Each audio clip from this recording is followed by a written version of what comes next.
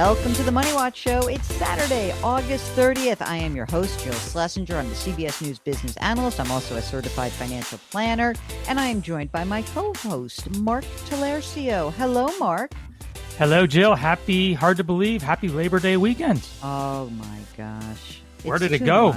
Where did it go? Of course, we're doing this in advance. Mark is also, by the way, a certified financial planner and the best executive producer in the world. He also taught himself how to run a website, which is the JillOnMoney.com website where all of our content lives. What else have you actually taught yourself to do?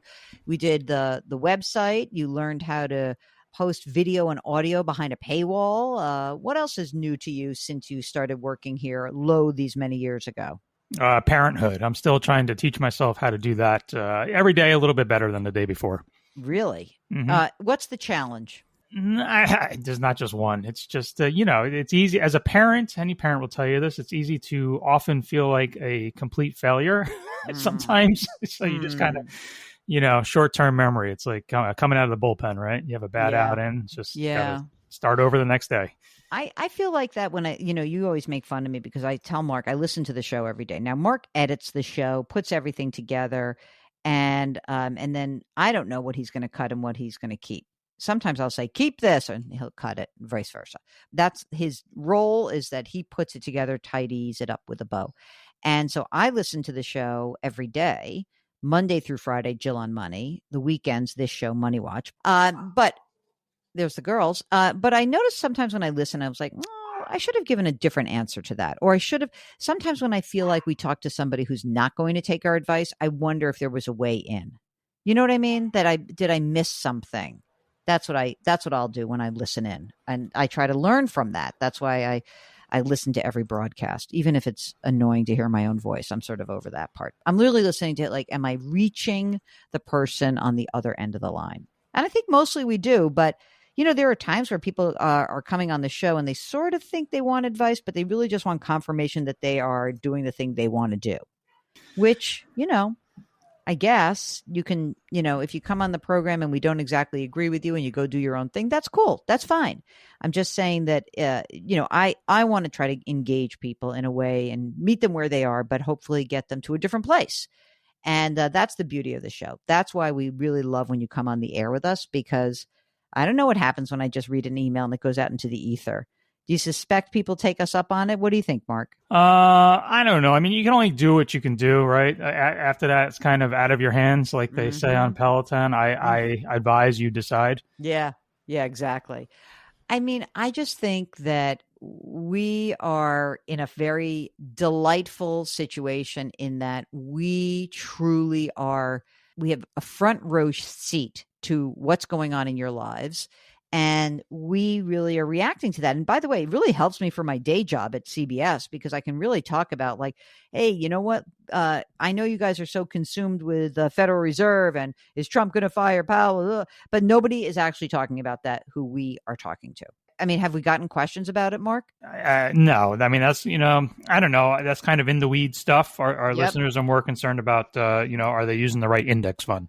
Right. Exactly. So anyway, anything going on in your financial life, we'd love to chat with you. Or if you have a question about current events, I always say that, which usually it's only that like people have a question about current events when the bottom is dropping out. So don't have to wait till that. But if there's something on your mind and you really need a second set of ears and eyes on your situation, get in touch with us. Go to JillOnMoney.com, click the contact us button, which is in the upper right-hand corner, and, write us a note. But if you want to come on the air, check that box. Mark will do everything else.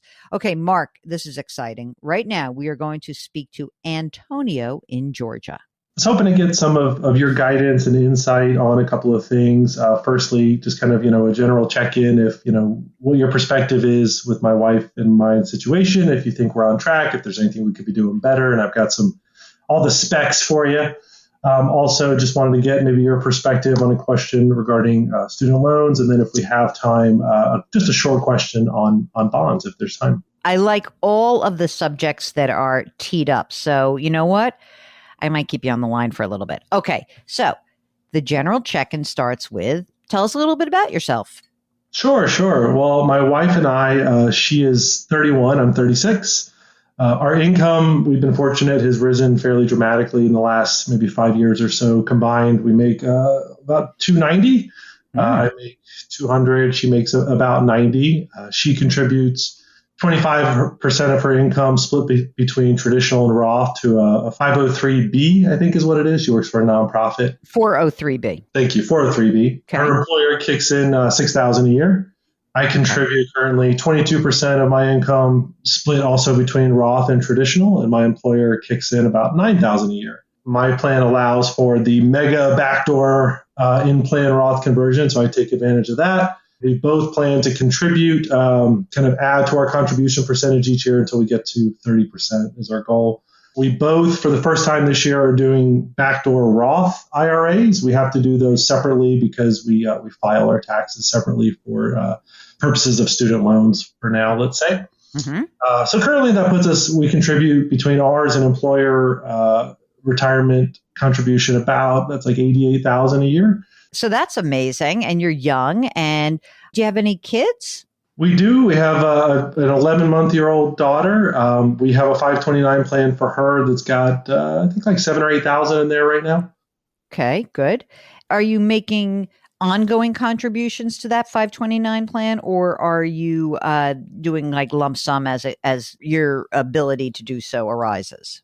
A little bit of both. We do a lump sum whenever we get some extra cash. I get bonuses and things like that. But on average, we contribute at least a couple $100 a month to it. Great. Okay. Right now, you're living in a rental or in a primary residence that you own? We own currently. And what do you think that house is worth? About $460, and we owe about $280 at 4.25%. Okay. So now, let's talk about the money you have that is actually in safe assets, meaning your emergency reserve fund. Yep. So we've got a 6-month emergency reserve fund, mostly in cash, and the rest, I have a small portion that is invested in safe investments, but we've got 6 months. And then we've got, I have about 10,000. I max out my HSA every month. Oh, good. And then we also have kind of separate buckets for savings. Mm-hmm. So we've got maybe 30,000 split between kind of our vacation and car fund if we need to get new cars. And then lastly, we have about another 100,000 in a brokerage that is set aside for down payment money on the next house plus the equity in this house. Okay. And that brokerage is invested in what?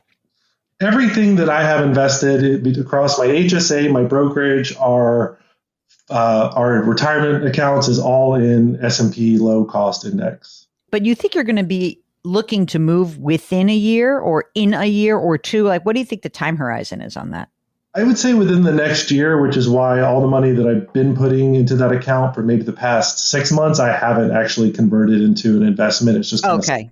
The money market. Yeah. I mean, because obviously I'd get nervous about that, right? Yeah. We want you to have no risk in that, whatever that fund is. Now that you're within the year, now it's time to say, okay, the risk portion of our adventure is now over for that account.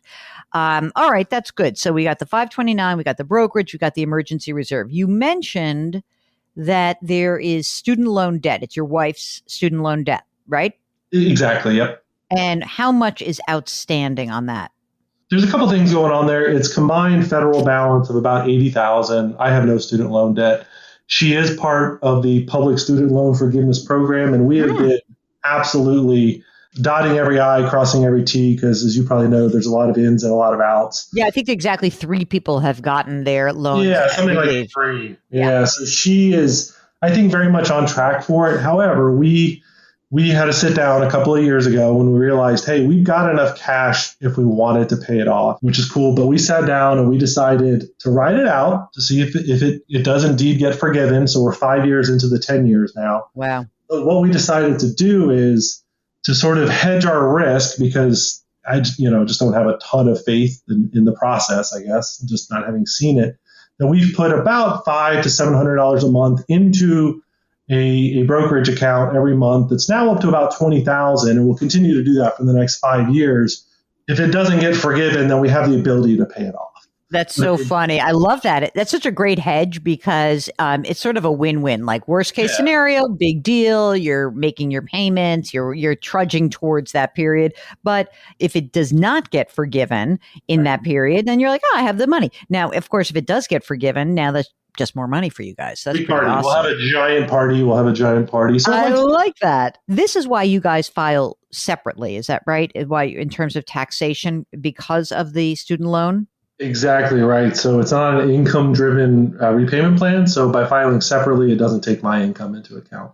Okay, got it. How much money do you have saved in your total retirement accounts right now? Like, just give me a ballpark of, Roth and traditional. Between the two of us, about $450. That's great. You're so young. It's great. It is. Okay, I think you're in amazing shape. Now, finally, you said you had a question about bonds, and I presume it's because all of your money is in an S&P stock index fund of some sort, right? That's exactly right. Everything is in a low-cost S&P 500 index fund, but listening to your show has definitely, I've always understood the conventional wisdom that you should have a balanced portfolio split between equities and bonds, but it never really sunk in.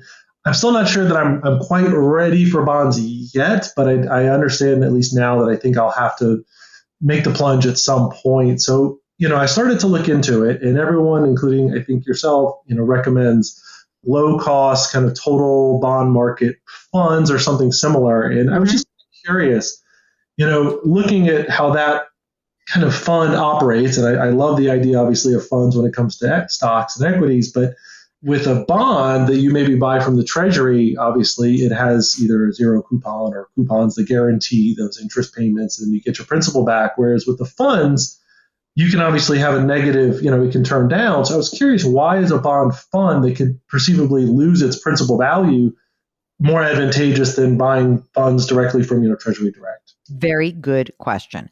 The longer the duration of the bond, right?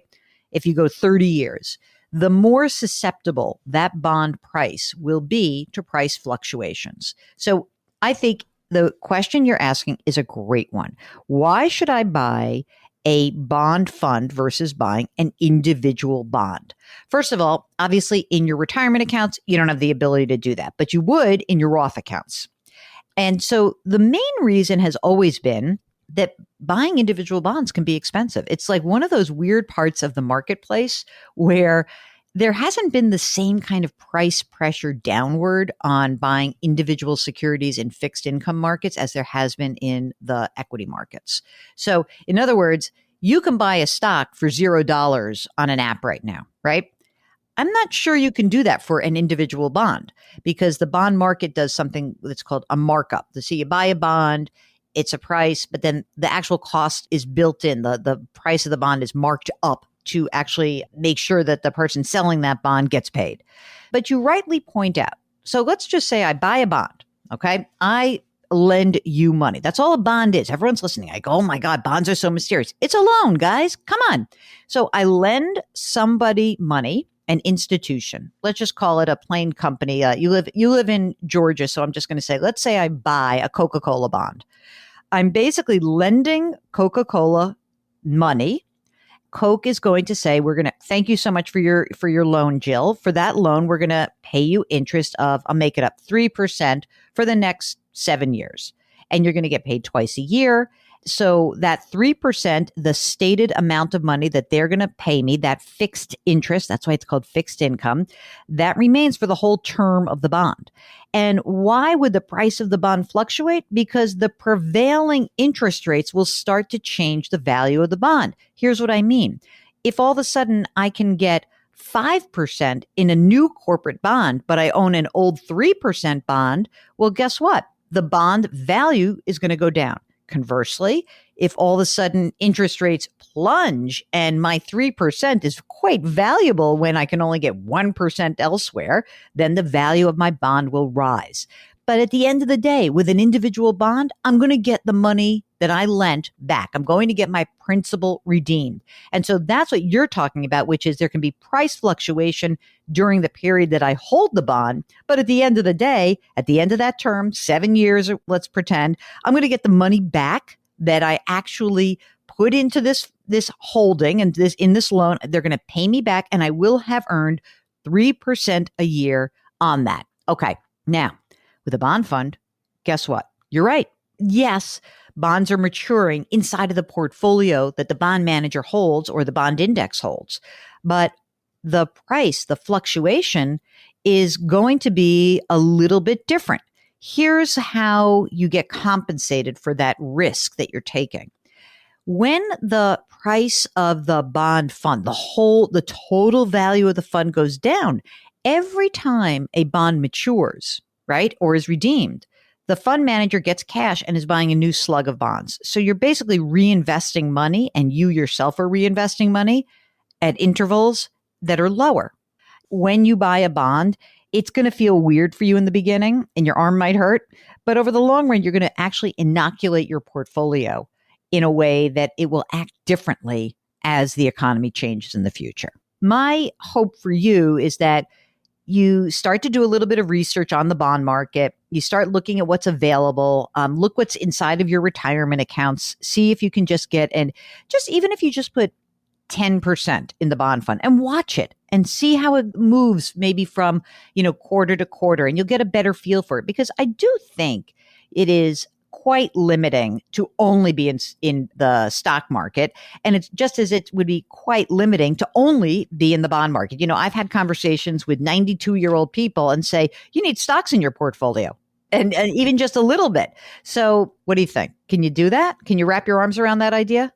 I think I definitely can, especially after your explanation. I definitely go with a fund type of investment. So it's starting to pique my interest, and maybe 5 or 10% is a good starting point. Okay, if you are young-ish and starting out, or you're older and restarting, maybe there's been some event, some milestone, and you're just kind of kickstarting your financial life, you need some assistance, get in touch with us. Go to JillOnMoney.com, click the Contact Us button, write us a note, and if you'd like to join us on the air live, check that box. We'll do everything else. When I say we, I mean Mark, because he does everything. Okay, you can subscribe to us on the Odyssey app or wherever you find your favorite podcasts. Please leave us a rating and review wherever you listen, and try to lift someone up. Do something nice for somebody. Change your work, change your wealth, change your life. Thank you for listening, and we'll talk to you tomorrow.